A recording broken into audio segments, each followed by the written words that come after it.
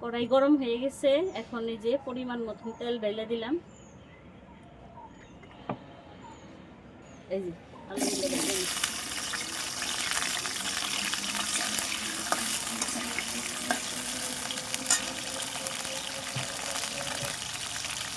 লবণ দিচ্ছি।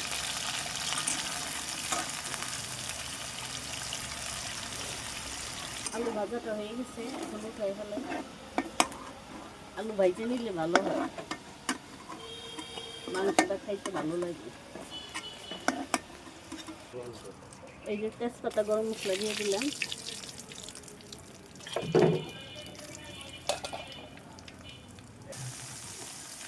পেঁয়াজ কুচি আমি দিলাম।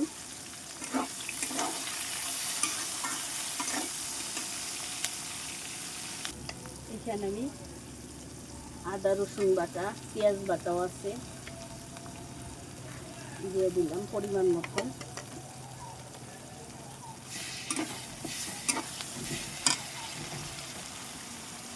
এখানে আমি লবণটা পরিমাণ মতন দিয়ে দিলাম। আর এখানে সব মশলা, মানে সব হলুদের গুঁড়া, দইনার গুঁড়া, মরিচের গুঁড়া সব একসাথে নিয়ে আসছি।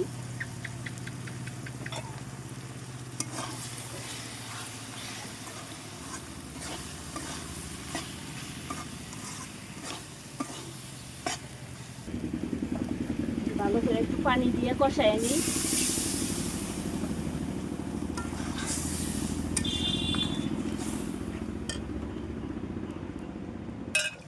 এই যে আমি মাংসটা দিয়ে ভালো করে কষায় নিই, গরুর মাংসটা দিয়ে দিলাম।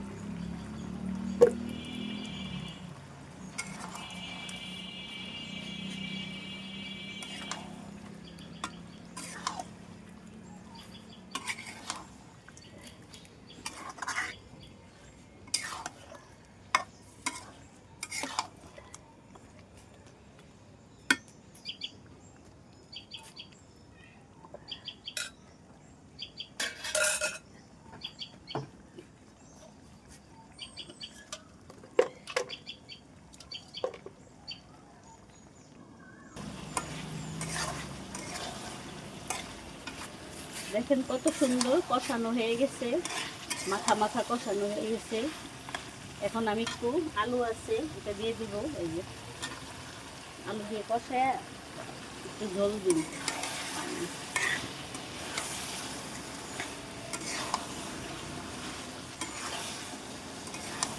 আলু 2-3 পিস হয়ে গেছে।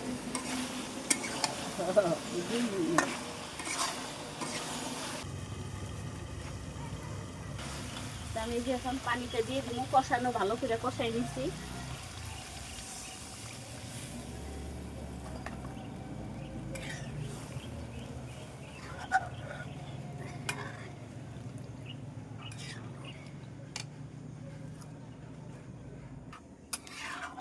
মাহিনো ছোট ছোট পিস করে গরুর মাংসটা আসলে ভালো লাগে, তাই না?